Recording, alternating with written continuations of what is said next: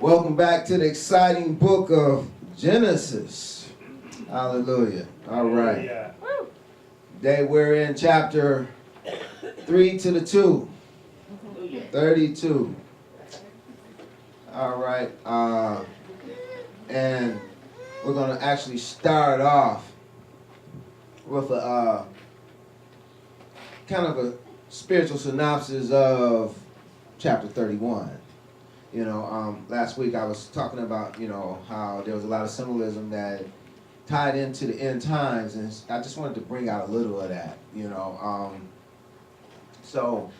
have in Genesis 31:19, we have Laban, says Laban went in to shear the sheep, and Rachel had stolen the images, and we talked about, the Aleph Tav and how it spoke to, those images being images even speaking to Yah.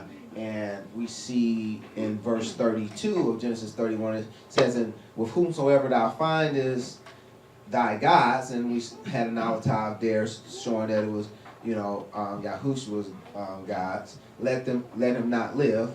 Before our brethren discern thou what is thine with me, and taken unto thee, for Yaakov knew not that Rachel had stolen them, so he pronounced a curse upon whoever had them, and this curse is still in effect even now today in the end times. Those who be found with these gods, with these healers of Yahshua's, they will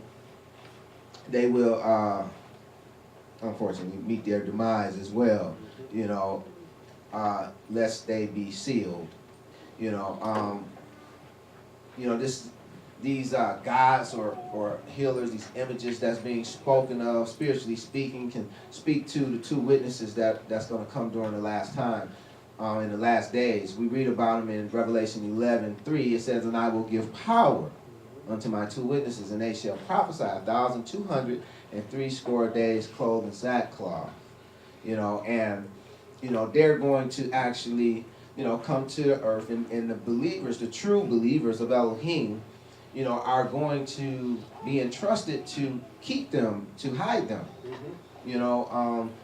For they're going to be at war with the powers of the world, the powers that be that's within the world, and so they're going to need some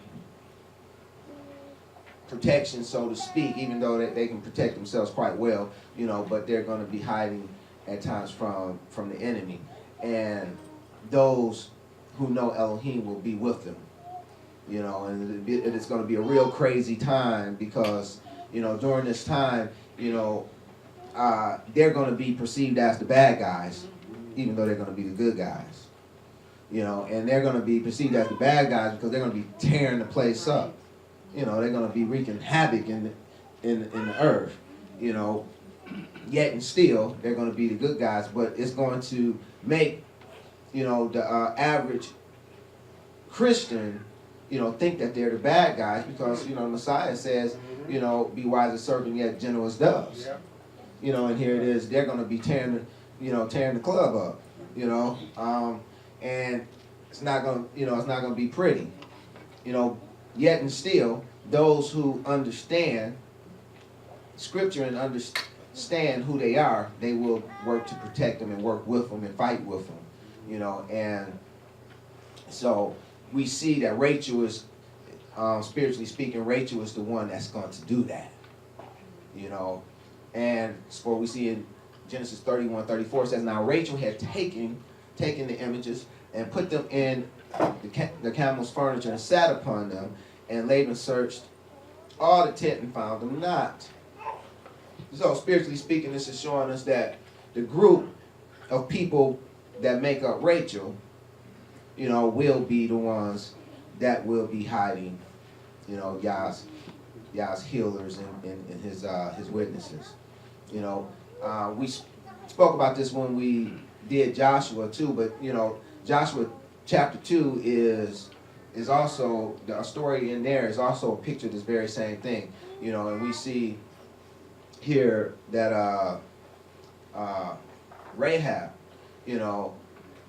Rahab is hiding the two witnesses. We see in Joshua 2:6 it says, but she had brought them up to the roof of the house. And speaking of the two witnesses that Joshua sent over into the land, to spy it out, and they got wind of it and they were looking for them, and she took them and hid them. And it says that she brought them up to the roof of the house and hid them with the stalks of flax, which she had laid in order upon the roof. And those stalks of flax is a type of first fruits, and so we see a spiritual picture here of those first fruits of Elohim actually hiding the two witnesses. And so it's, for those who have eyes to see, there's a dual picture here that's speaking to Rachel, doing likewise. She's hiding those two witnesses, and this is really a beautiful picture of the end time prophecies, that will help aid us to see more detail as to how these things are going to come to pass. And I know it may be a little heavy for some, but if so, I encourage you, just put it on the shelf and revisit it at another time, and pray that Yah, open your eyes to see it, because we do need to know how this stuff is going to come to pass, so that we're not caught off guard. Amen. Amen. Also in Genesis 31:35, we read, and she said to her father, let it not displease my Adonai that I cannot rise up before thee, for the custom of women is upon me. And he searched but found not the images. And so again, here it is, she's hiding it, and a lot of people, take this custom of the women, to mean that she was on her cycle, her menstrual cycle. But, I think it could also speak to her being pregnant, because not very long from now, she's gonna have a child, and so just another spin on it, and so it could speak to Revelations 12:1 and 2 as well. And there appeared a great wonder in heaven, a woman clothed with the sun and the moon under her feet, and upon her head a crown of 12 stars. And she, being with child, cried, travailing and birthing, pain to be delivered. We also have Genesis 31:42, except the Elohim of my father, the Elohim of Abraham, and the fear of Yitzhak had been with me, surely thou hast sent me away now empty. Elohim have seen mine affliction and the labor of my hands, and rebuked thee yesternight. Okay, so this is also a picture that Yah is going to watch over his people. There's a group of people that Yah is going to make certain that's protected. And this is what Yaakov speaks to. Verse 29 of Genesis 31 says, it is in the power of my hand to do you hurt. This is Laban speaking. But the Elohim of your father spake unto me yesterday, saying, take thou heed that thou speak not to Yaakov either good or bad. So within this, we can see a spiritual picture of Yah protecting Yaakov, making certain that no harm comes to him. That's right. And in that, Yaakov speaks to the children of Christianity, and we're speaking of the last times. It speaks to those peoples of the last days. There's going to be a group of them that Yah will protect, that he will keep from harm. And this is backed up with scripture, for we see in Revelation 7:3, it says, saying, hurt not the earth, neither the sun, nor the trees, till we have sealed the servants of our Elohim in their foreheads. So we see that in the end times, there will be a group of people that will be sealed. There will be a group of people that Yah will have the enemy not be able to speak either good or bad to, that he's going to protect. So that's it with chapter 31. I just wanted to bring that out, and then we'll just continue on in chapter 32. Genesis 32:1 and 2. It reads, it says, and Yaakov went on this way, and the angels of Elohim met him. And when Yaakov saw them, he said, "This is Elohim's host." And he called the name of that place Mahanaim. Now, Mahanaim speaks to a double camp. It means double camp, but spiritually speaking, we're seeing a time when the host of heaven is upon the earth. Can you see that? This speaks to a time when the host of heaven is upon the earth. The angels of Elohim are upon the earth. And there's coming a time, that the end time prophecies speak about when the host of heaven will be upon the earth. In Revelations 12:9, we read, it says, "And the great dragon was cast out, that old serpent called the devil and Satan, which deceived the whole world. He was cast out into the earth, and his angels were cast out with him." So there is going to be a time when the host of heaven is going to be on the earth. And Luke 17:33 through 37 also speaks to how it's going to be during that time. And we have to keep in mind also where Yaakov and his family are. They are in the wilderness. So this is speaking to, a wilderness experience for the end time, for the Christians of the end times. This is going to speak to a wilderness experience like none other. But the way is all the same. They're traveling the same way that Abraham traveled when Yah called him out of the world that he lived in. And they're traveling the same way that the nation of Israel would later travel. So within that we can see the way of Elohim. In Luke 17:33 through 37, we read, "Whosoever shall seek to save his life shall lose it, and whosoever shall lose his life shall preserve it." During that time of the end, it's gonna be quite different than what we expect. The truth is oftentimes stranger than fiction. And those of us, who seek to save our lives shall lose them, and those who lose them for his name's sake shall save them. And it's no different now, in fact, but it's just going to be, spiritually speaking, it's no different now, but there's coming a time when it's going to be physical as well as spiritual. Verse 34, "I tell you, in that night shall there be two men in one bed, the one shall be taken, the other left. Two women shall be grinding together, the one shall be taken and the other left. Two men in the field, the one shall be taken and the other left. And they answered and said unto him, Where, Adonai?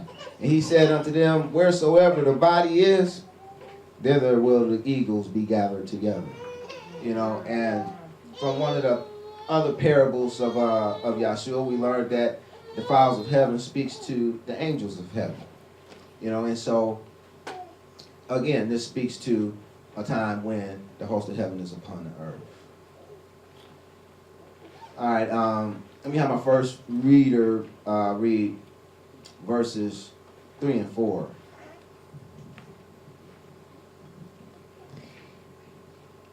Or you can just read 1 through 4. 1 through 4? Yeah. Okay. And Jacob went on his way, and the angels of Elohim met him. And when Jacob saw them, he said, This is Elohim's host. And he called the name of that place Mahanaim. And Jacob sent messengers before him to Esau, his brother, and to the land of Seir, the country of Edom. And he commanded them, saying, Thus shall ye speak unto my Adonai, Esau.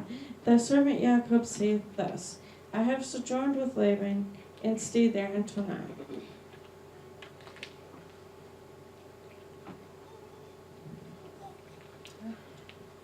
Hallelujah. All right, so verse 3 said, And Yaakov sent messengers before Esau, his brother, unto the land of Seir, the country of Edom. And Esau, his name means rough, in the sense of handling. So he handles folks pretty roughly. The name Seir, the land in which he lives in, also means rough or shaggy. But quite interestingly, it can speak to a devil. And Edom means to be red or ruddy.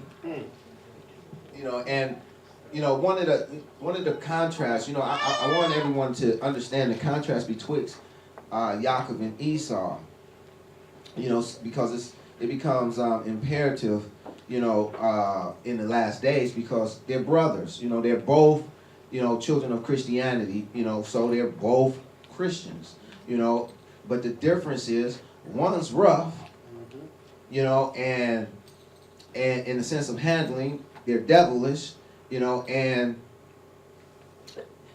the other is smooth. One makes their living by ensnaring, trapping, and killing, and the other by shepherding.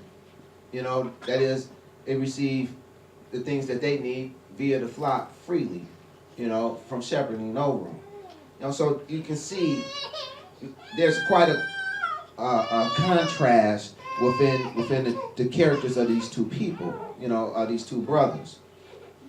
And that's how you can always tell the difference, betwixt Esau and Yaakov is via their character. Now, Genesis 32:4 said, "Thus shall ye speak unto my Adonai Esau, thy servant Yaakov saith thus." So he's commanding his servants to speak unto his brother, in this sense, calling him his Adonai or his Lord, and putting himself, in the place of his servant, which is really interesting, because when you think about the blessing that he received of his father, it said just the opposite. It said that Esau would serve Yaakov, but here it is, Yaakov is presenting himself as the servant and Esau as his Adonai. And this is congruent with what Yahshua says the true Christian is supposed to be like. Again, you want to know who Yaakov and Esau is, look at their characters. Here it is, in Luke 22:25 and 26, it says, "And he said unto them, the kings of the Gentiles exercise lordship over them, and they that exercise authority upon them are called benefactors. But ye shall not be so." Speaking of, the true Christians, the ones who truly follow after Yah. "But he that is greatest among you, let him be as the younger, and he that is chief as he that doeth serve." So our call in the faith is to be servants. And so that's what we are to do. That's supposed to be our character. We're always to be looking at how we can serve one another. Amen? Amen. Not how we can ensnare one another, not how we can trap one another, not how we can kill one another, but how we can serve one another.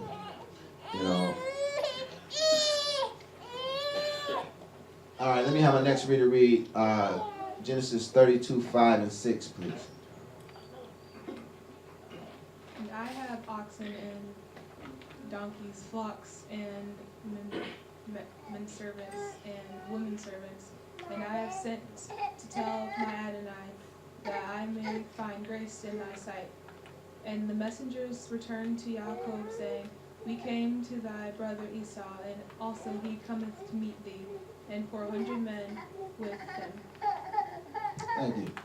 Okay, so here it is. We see that he's sending, oxen and behinds and flocks and men servants and women servants.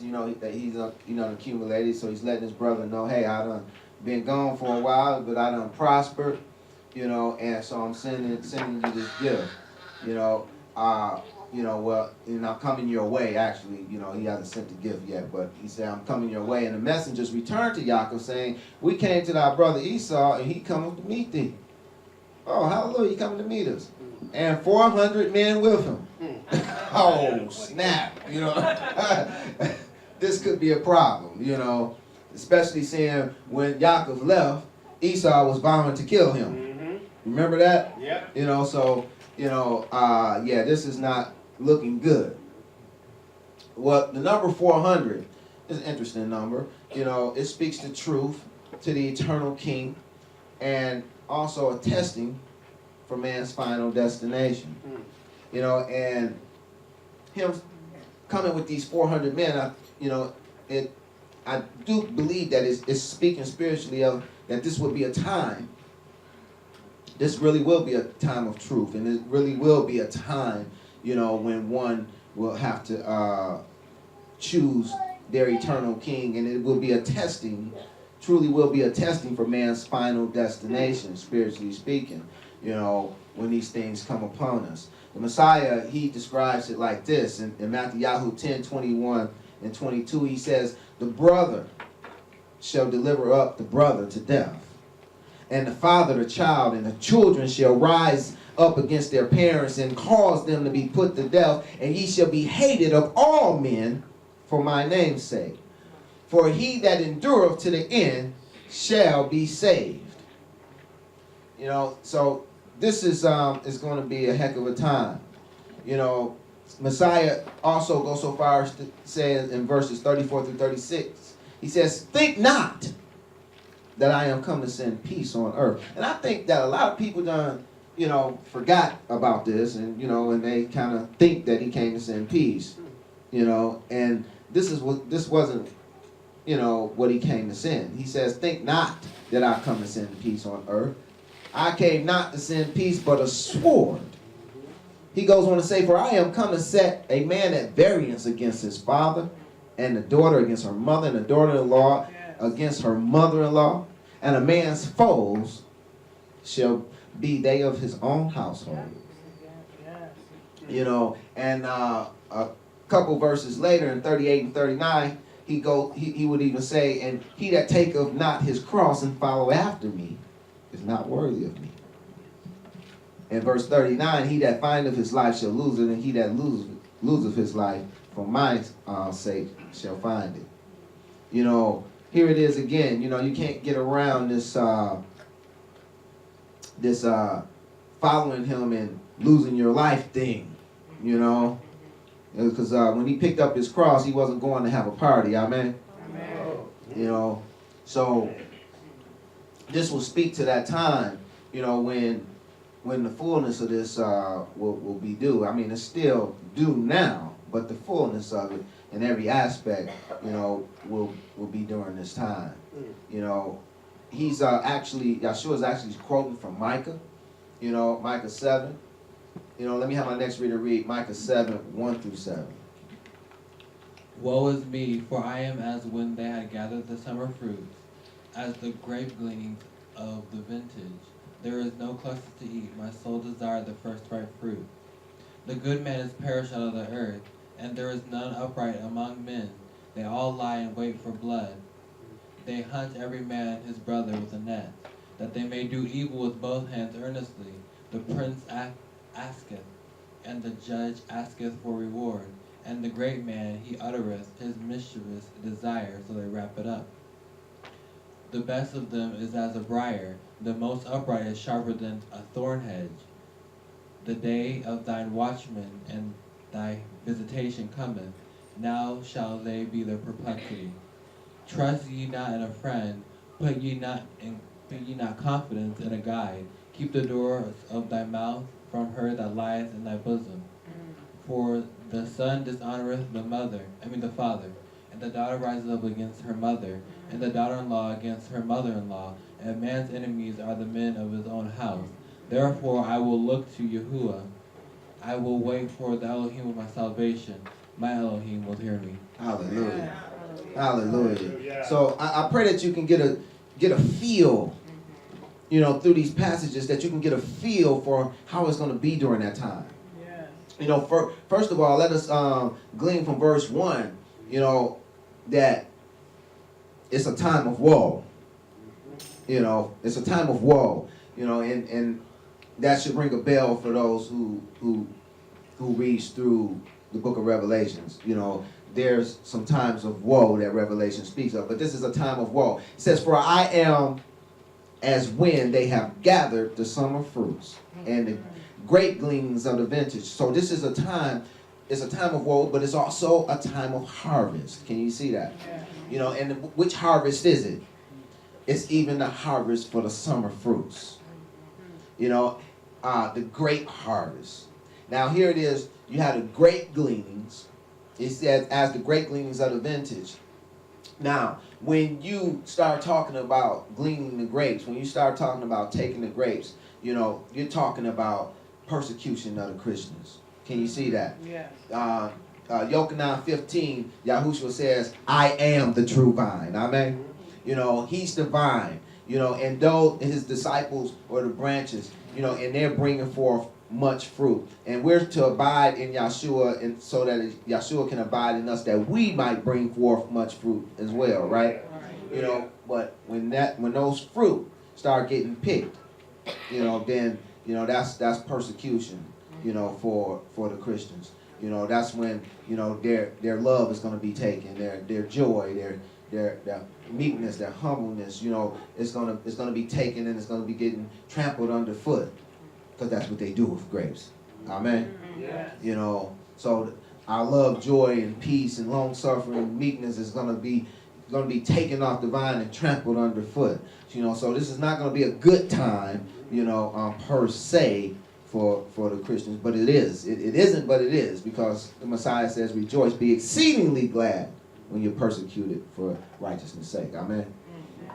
You know, and so verse 2 also gives us a glimpse. It says, the good man is perished out of the earth. And see, and this is what it's speaking to, you know, those of us who are in the vine, those of us who are true believers, you know, and bearing fruit during that time, you know, we will be the good people of the earth, and we will be perishing out of the earth. You know, and we're going to see this, you know, on the symbolism of this in the story of Yaakov making his way home too. You know, but I bring this out so that you can see that during this time these things are going to be transpiring. You know, and it says they hunt every man his brother with a net. You know, so you can see here that there's going to be, you know, brother against brother. You know, it's, you know, this is Yaakov and Esau. You know, there's going to be some butting of heads going on. You know. So much so, Micah 7:6 tells us the man's enemies are the men of his own house. You know, and he goes so far as to say in verse 5, he says, trust ye not in a friend. Put ye not confidence in a guide. Keep the doors of thy mouth from her that lieth in thy bosom. Oh man, you can't get no closer than that. You know, so this is going to be a time when you can trust no one but Yah. You know, see, but, you know, hallelujah for verse 7, because he gives us some direction as to what to do. He says, therefore, I will look unto Yahuwah. I will wait for the Elohim of my salvation. My Elohim will hear me. And truly he will. He will hear us. You know, it's going to be the worst time the earth has ever seen, but he will hear us. You know, if we wait on him. Yes. You know, and that's what we're going to have to learn to do, and we need to start even right now. You know, with the little situations and circumstances that appear in our lives now, we have to learn to wait on him. You know, sometimes we're just a little too quick to act. Let me have my next reader read verses 7 through 10 of Genesis 32. Then Jacob was greatly afraid and distressed, and he divided the people that was with him, and the flocks, and the herds, and the camels into 2 bands, and said, if Esau come to one company and smite it, then the other company which is left shall escape. And Jacob said, O Elohim of my father Abraham, and Elohim of my father Isaac, Yahuwah, which saith unto me, return unto thy country, and unto thy kindred, and I will deal well with thee. I am not worthy of the least of all thy mercies, and of all all the truth which thou hast showed unto thy servant. For with my staff I passed over the Jordan, and now I am become 2 bands. Okay, so verse 7 tells us, first of all, that Yaakov was greatly afraid and distressed. You know, what does it mean, greatly afraid? The word greatly is miod, number 3966, meaning vehemently, you know, wholly, speedily, in every way, he was afraid. So we talking about some real fear here. You know, we're not just talking about, some, oh yeah, I was a little nervous and I had some anxiety. No, we're talking about, terrifying, shaking in your boots, knees rattling type fear, can't even think straight type fear. That's what the distress, speaks to. This was, as worse as it gets. And it says, and he divided the people that was with him and the flocks and the herds and the camels into 2 bands. And again, it tells us in verse 10, it also tells us, if we look at the symbolism here, spiritually speaking, this is going to be a time when we're going to have to be in prayer, in deep prayer. We're going to be having to call on our El with everything that we have. And we see Yaakov doing this. In verse 8 it says, if Esau come to one company and smite it, then the other company which is left shall escape. And this is actually going to take place in the end times. One company is going to be smited, and the other company is going to escape. This is when that true love is going to be shown forth. That the greatest love, the love that the Messiah had for us, the love that causes a man to lay down his life for his friends. This is the type of love that's going to be going forth. Because this is one of the primary fruit that the true Christians that's attached to the vine will have. Amen. Now, verse 9 says, and Yahuwah, which said this unto me, return unto thy country and to thy kindred, and I will deal well with thee. We see here that Yaakov, he's calling on Yahuwah, and he's praying, but he's praying concerning the prophecies and the things that were said to him that Yahuwah would do. He's reminding him of his word concerning him. Can you see that? And this becomes important because, during that time, we're going to pray, but we need to know how to pray and what to pray for. Amen. And this gives us some direction where to look and pray for those things that Yah said will come to pass for those who trust in him. Amen. It's one thing to just pray, Yah save me, but it's another thing to pray, Yah, you said. You said, and I know that you're not a man, and you cannot lie. You said, and that's what we want to do. I love when I'm in a position like that. I look forward to positions like that because I always call Yah on his word. I don't know about you, but I call him on his word. Yeah, you said now,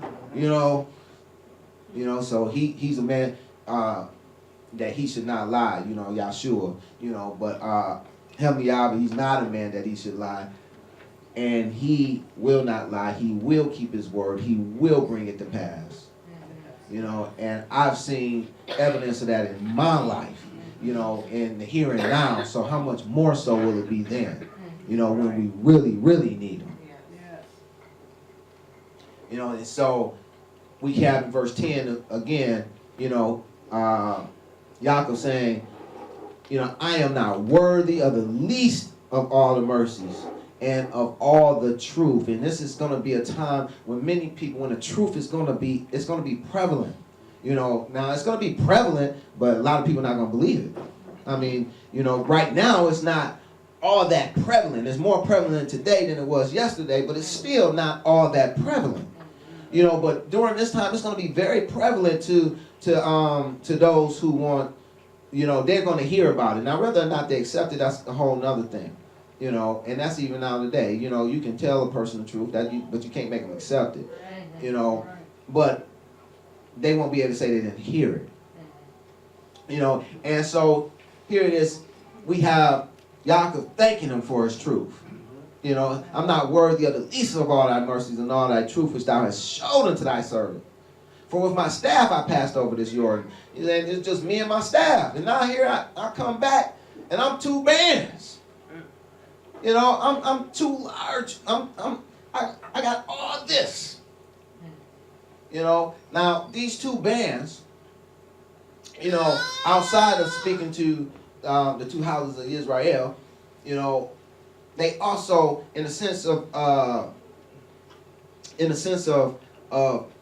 the theme of Yaakov being the children of Christianity, you know, these two bands speaks to two groups of Christians. You know, that's gonna come out during that time. You know, and we already said this is going to be a time when the two witnesses will be upon the earth. Now, these two witnesses are also, in Revelation 11:4, it says these about these two witnesses. It says, these are the two olive trees and the two candlesticks standing before the Elohim of the earth. You know, now, the olive tree speaks to the whole house of Israel. Amen? You know, so this is a picture of the house of Israel. You know, now, they're the two olive trees, you know, and the two candlesticks. Now, the candlesticks speaks to what? Anyone? To the churches. You know, so the olive tree speaking to Israel, that's Romans 11, you know, validates that. And the candlestick speaking to the churches is Revelation 1:20, you know, which evidenced that. You know, so within this, we see that these two witnesses, they would be the two olive trees, meaning they would be the two houses of Israel, and they would be the two candlesticks, meaning they would be the two churches of the end time. You know, that's standing before the Elohim of the earth. You know, and so this is going to be a wondrous time, you know, when these events, you know, start coming to pass. Verses 11 through 13 goes on to say, deliver me, I pray thee, from the hand of my brother and from the hand of Esau, for I fear him, lest he will come and smite me and the mother with the children. And here you go again. And thou saidest, I will surely do thee good and make thy seed as the sand of the sea, which cannot be numbered for multitude. And he lodged there that same night and took of that which came into his hand a present for Esau, his brother. Now here it is, you know, his brother was his arch enemy, right?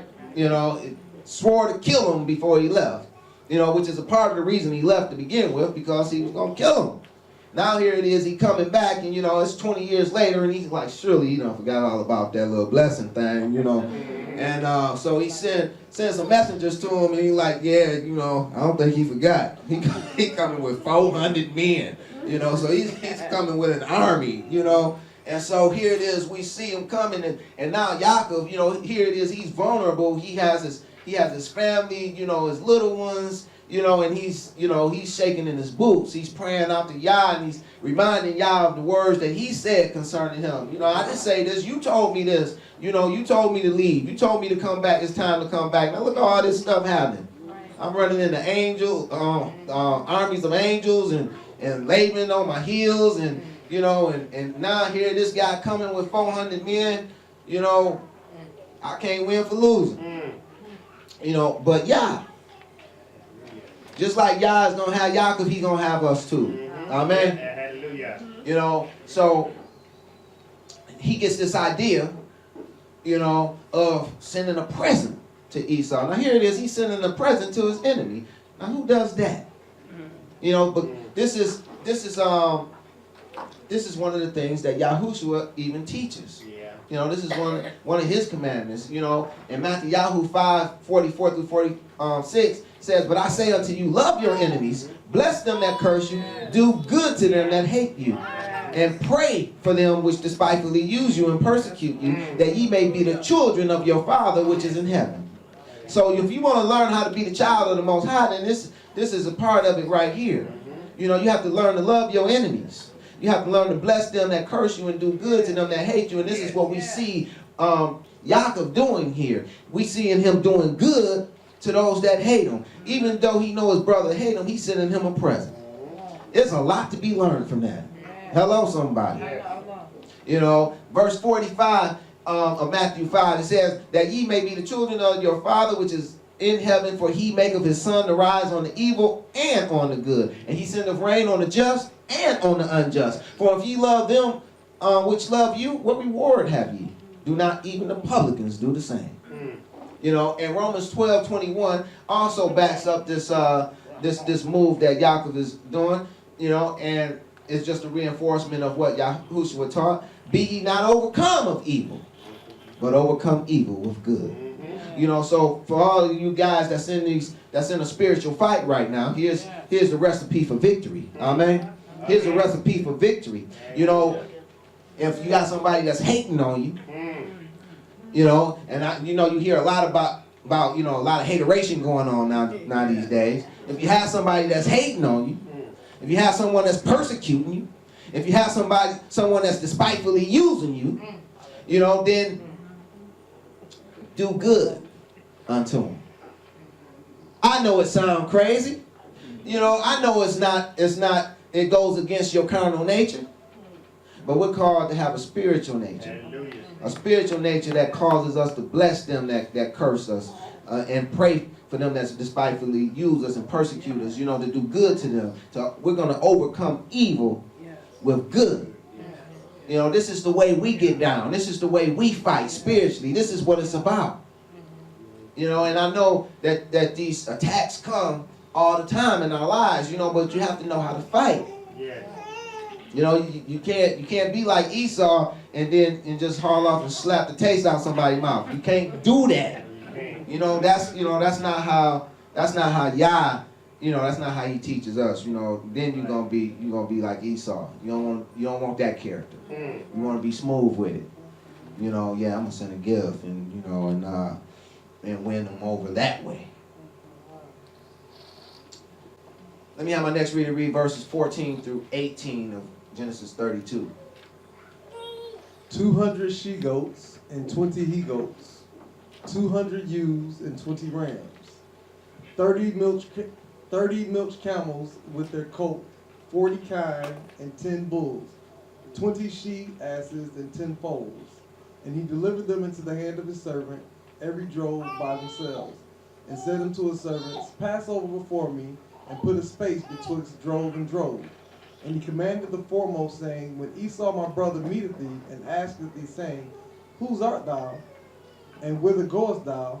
And whose are these before thee? Then thou shalt say, They be thy servant Jacob's. It is a present sent unto my Adonai Esau, and behold, also he is behind us. All right. You know, so here it is. We're getting taught how to fight our spiritual battles here. You know, this is going to work during that time, and it'll even work even now. You know, this is so. You know, you should be taking taking heed to this because this is how we get down in the spiritual realm. You know, we fight not against flesh and blood. So you know, this is how we get down. This is how you become a mighty warrior in the spiritual realm. Now, this wasn't no little gift that he sent. You know, and in all, it was 580 animals. That's huge. That's a pretty big gift. You know, 580 animals. You know, and now I done rounded it off to 600. I kind of took the liberty of doing that. You know, because of the symbolism of 600. And my reasoning behind that is if he sent 2 servants, with each drove, then it would be a total of 600 that he sent over to Yaakov. There's 5 droves. If he sent 2 servants with each drove, then that would be 600, and that's not far-fetched to think that he would send 2 servants with each drove, especially when some of them is as many as 220 animals. Nevertheless, if it was 600, it's around 600. But if it was in fact 600, which we won't know till we see, 600 means warfare in the world.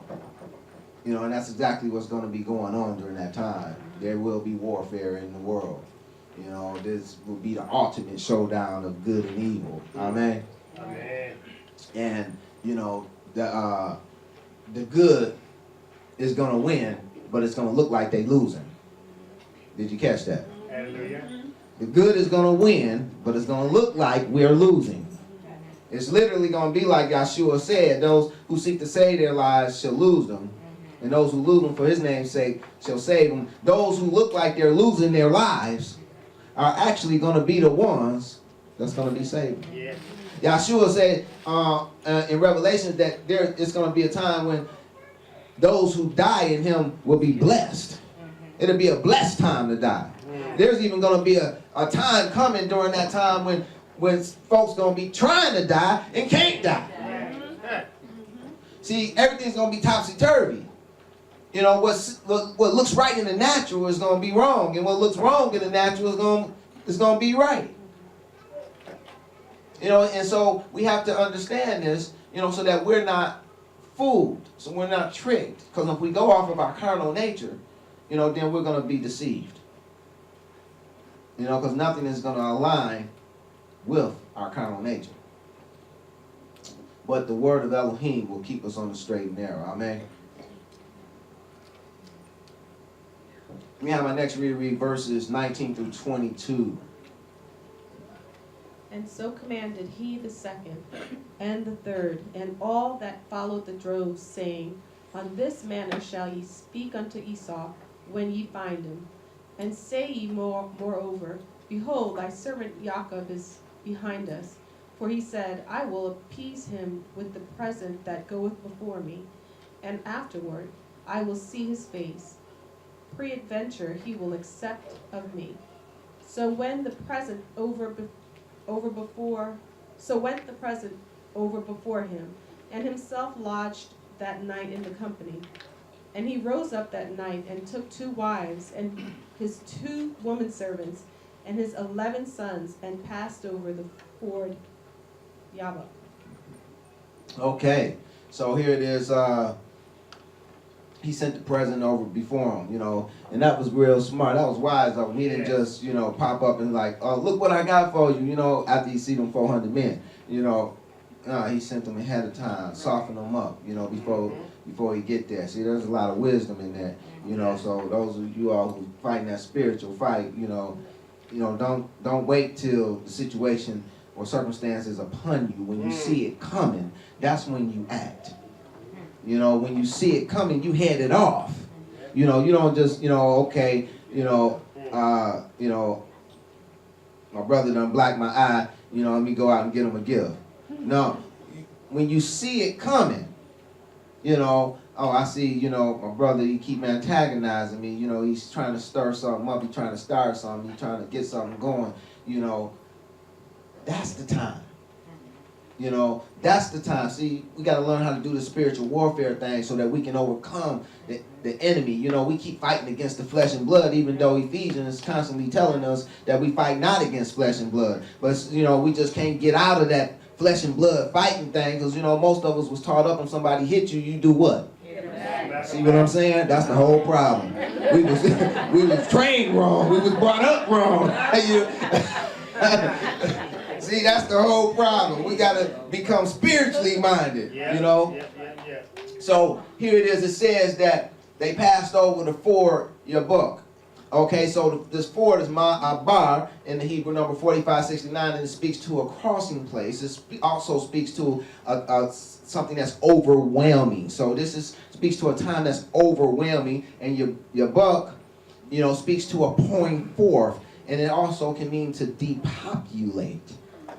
See, and this is going to be a time when, you know, we're going to be, when the true Christians, the true believers, as we read in Micah 7, are going to be depopulated. This is going to be a time when the good man of the earth will be perished out of it. You know, we're going to be getting killed off. You know, Daniel, he puts it like this in 11:33 through 35. It says, and they that understand among the people shall instruct many. See, and this is a picture of, also a picture of what we see with Yaakov sending this present. This present is actually a meal offering. Did I go over that already? Oh, I missed it. Okay. Present is Minka, number 4503, and it speaks to a sacrificial offering, but it's not a blood offering. It's a meal offering. You know, and the meal offering speaks to teachings and instructions. You know, and so this is an offering of teachings and instructions. So here it is, we see us trying to teach our brethren. You know, but in us trying to teach our brethren the true way of Elohim, they get mad at us. You see what I'm saying? You know, you see, this is a spiritual picture of that, and this is that warfare in the world. You know, because we love them, we want the best for them, and you know, we trying to help them, and the more we try to help them, the more perturbed they get at us. You know, so it's going to come down to a place where there's going to be a pouring forth, and a time when it's just going to be overwhelming, and then we're going to begin to get depopulated. And this is also what Daniel 11 speaks to, and Daniel 11, 33 through 35. And they that understand among the people shall instruct many. You know, that's that gift. You know, yet they shall fall by the sword, and by flame, and by captivity, and by spoil, many days. You know, that don't sound good, does it? These are the good guys. Now, when they shall fall, they shall be hoping with a little help. But many shall cleave to them with flatteries. And some of them of understanding shall fall. See, now this is just a spiritual picture of that gift that's being sent over. That gift that's being sent over to Yaakov. Because when that gift gets over to Yaakov, it remains with Yaakov. So this is a spiritual picture of not only Yaakov trying to teach him his brother was right, but also, you know, how some that was of Yaakov was in the truth, on the straight and narrow, are going to fall to the side. Yeah. Can you see that? You know, it says, now, when they shall fall, they shall be helped with a little help, but many shall cleave with flatteries, and some of them of understanding shall fall. And it's to try them, and to purge them, and make them white, even to the time of the end, because it is yet for a time appointed. You know, and this will be the time of the end. Genesis 32, verse 23 says, and he took them and sent them over the brook, and sent over that he had. Now, if you think about this, you have a situation here where you have all the women and children. They done went over across the brook, and Yaakov is over here alone. Can you see that? You know, and so this is a picture of those who will be left even after all the good people of Elohim have been perished out of the earth, as Micah said. You know, so you see two camps here. You know, and these ones that leave first is like the church of Smyrna or Smyrna. You know, Revelations 2, 8 through 10, it says, and unto the church of the angels in Smyrna, because to digress a little bit, you know, there was only two churches that y'all didn't find fault with, I mean. So there was only two camps, two types of Christians, you know, camps of Christians that y'all didn't find fault with. One was Smyrna and the other one was Philadelphia, right. You know, and so, and unto the angel of the church of Smyrna write, these things saith the first and the last, which was dead and is alive. I know thy works and tribulation and poverty, but thou art rich. Hallelujah, thank you. And I know the blasphemy of them which say they are Yahudim and are not, but are the synagogue of Satan. Now, get this. Fear none of those things which thou shalt suffer. Behold, the devil shall cast some of you into prison, that ye may be tried, and ye shall have tribulation 10 days. Be thou faithful unto death, and I will give thee a crown of life. Can you see those who saving their life have to lose them? Because they have to be faithful unto death. Yes. Those who lose their lives shall save them. For those who are faithful unto death, who lost their lives, will receive a crown of life. Can you see within that, them picking up their torture state and following Yahshua? Yeah. You know, can you see that they're called to suffer? Yeah. You know, to be cast into prison, to be tried, to go through tribulation. Yeah. You know, this is real. This is real. Also, in Revelation 7, 13 and 14, you know, we see another picture of him. And it says, and one of the elders answered, saying unto me, what are these that are arrayed in white robes? And whence came they? And I said unto him, Sir, thou knowest? And he said to me, these are they which came out of great tribulation and have washed their robes and made them white in the blood of the Lamb. You know, there's no way around it. You know, if we're around during that time, this is how we're gonna have to. This is how we're gonna have to make it through. This is how we're gonna have to make it through. Let me have my next reader read verses 24 through 28, please. And Jacob was left alone, and there wrestled a man with him until the breaking of the day. And when he saw that he prevailed not against him, he touched the hollow of his thigh, and the hollow of Jacob's thigh was out of joint, as he wrestled with him. And he said, Let me go, for the day breaks. And he said, I will not let thee go, except thou bless me. And he said unto him, what is thy name? And he said, Jacob. And he said, Thy name shall be called no more Jacob, but Israel. For as a prince hast thou power with Elohim and with men, and hast prevailed. Hallelujah. Now within this, you know, it seems to be, there's a whole lot going on within this. I can't even go into everything that's really being presented here. You know, but we see here it says Yaakov was left alone. You know, so there's going to be some that's going to be left. These are going to be the ones that's sealed. You know, these are going to be the ones that's sealed, the ones that's going to be protected of Elohim. Amen. Mm-hmm. Okay, and so all the other ones are going to be crossed over, and he's going to be left alone, but he's not going to be there just chilling. You know, and there wrestled a man with him until the breaking of the day. And, you know, the hollow of Yaakov's thigh was out of joint as he wrestled with him. You know, and this word hollow is kav, and it speaks to the hollow or the bent hand or palm. You know, and verse 26 said, and he said, let me go, for the day breaketh. And he said, I will not let thee go, except thou bless me. And he said unto him, what is thy name? And he said, Yaakov. And he said, thy name shall be called no more Yaakov, but Yisrael. For as a prince thou hast power with Elohim and with men, and hast prevailed. Now, these 6 words, as a prince hast thou power, is all translated from one Hebrew word. You know, and a very interesting word at that. You know, and it's actually Sarah.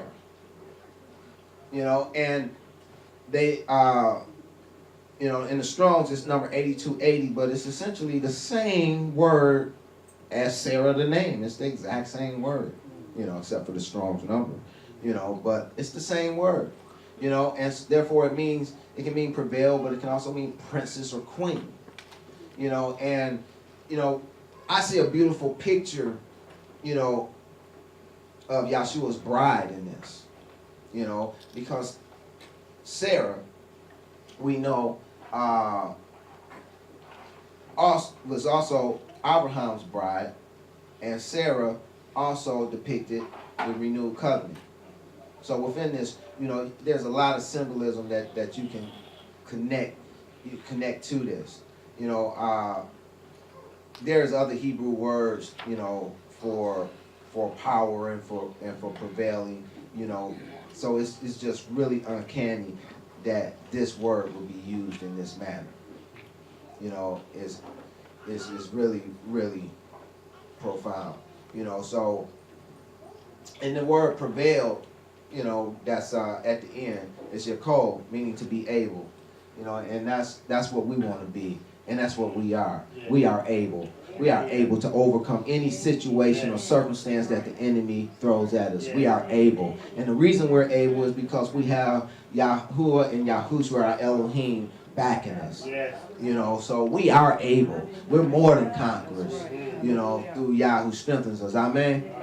You know, so let us walk in our able-bodiedness. You know, let us stop faltering and complaining and murmuring and backbiting, you know, when these situations come upon us, when we already know that they supposed to come. We have an adversary, he's gonna be adverse, you know, because that's his nature, that's his character, you know, but we have to take on the character of the Most High. Amen? Amen. Verses, oh, I almost forgot, can't leave that out. You know, now, pop quiz. What's the difference betwixt Yaakov and Israel, based upon this passage?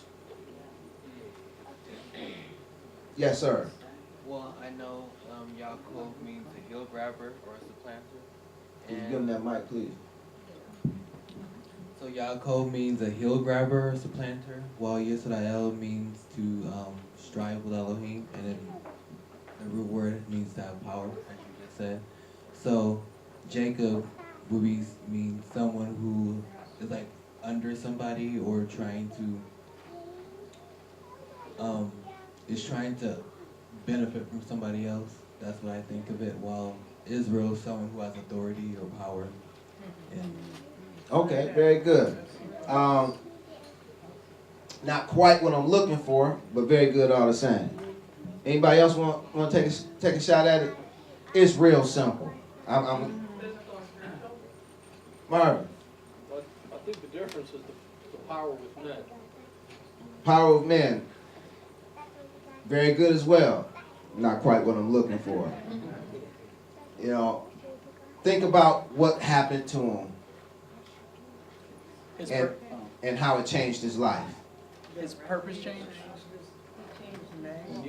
Purpose changing, that's very good. What'd you say, Marvin? He almost got whooped. Oh, no, that's not what I'm looking for. Say again? Absolutely. His walk changed. Because when he touched the hollow of his leg, he never walked the same. See, and that's where we have to get to. We have to wrestle with the word of Elohim until it touches the hollow of our thigh and causes us to walk differently. Hallelujah. That's the difference betwixt Yaakov and Israel. They got a different walk. When he walked up on his family, they noticed it was something different about his walk. You know, and when we truly become blessed of Elohim, when he truly touch us, we're going to walk differently as well. Hallelujah. We're not going to be able to walk the same way we walked prior to receiving the blessing of Elohim. Amen? Amen. You know, that's the difference. You know, and, you know, with Yaakov, it was a visible difference. So with us, it should be a visible difference as well. Yes.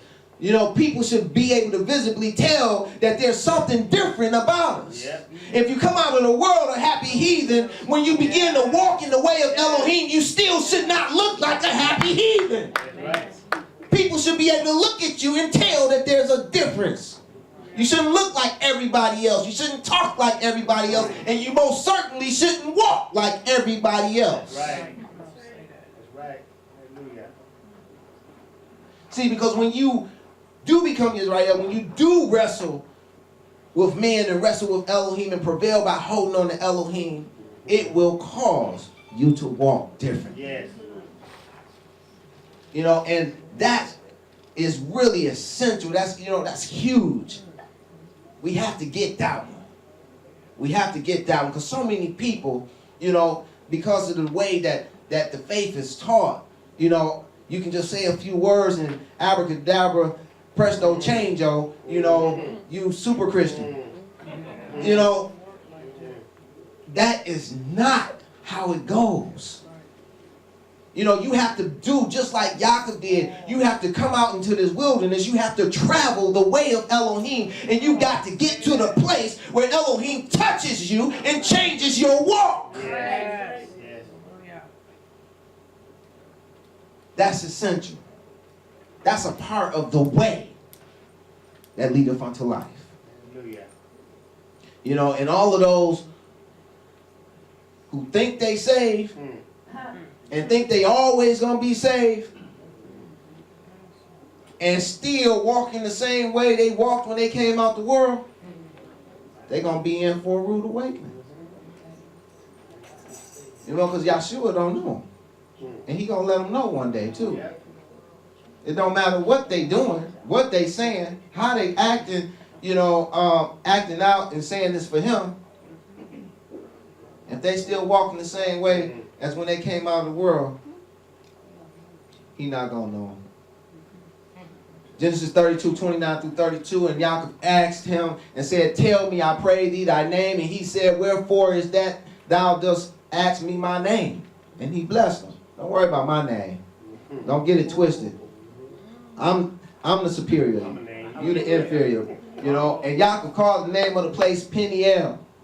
For I have seen Elohim face to face, and my life is preserved. And as he passed over Penuel, the sun rose upon him. See, once your walk changed, that's when the light come upon you. Hallelujah. And he halted upon his thigh. You know, his walk was changed forever.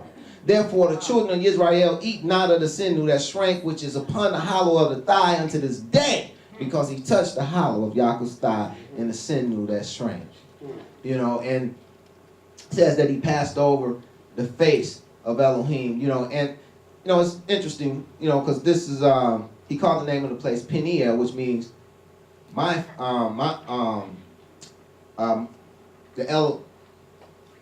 face of my El. The face of my El, and Penuel, you know, can mean the face of our El.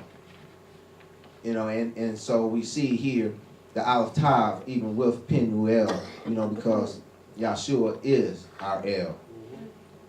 You know, and when he passed over, when he got to the place where he wrestled and he got blessed because he held on to Elohim, you know, he began to walk different. And when he began to walk different, the light came upon him. You know, this is a beautiful picture of what we're to do. You know, so I pray it encourages you to do just that, to hold on to Elohim, wrestle with his word. It's okay, wrestle with his word. It's okay, just don't let it go. That's right. Wrestle with it, but don't let it go until you get your blessing. Don't let it go until he touched the hollow of your thigh. Don't let it go until you walking different. Amen. That's all I have for you today. Prayer was a blessing. Yeah.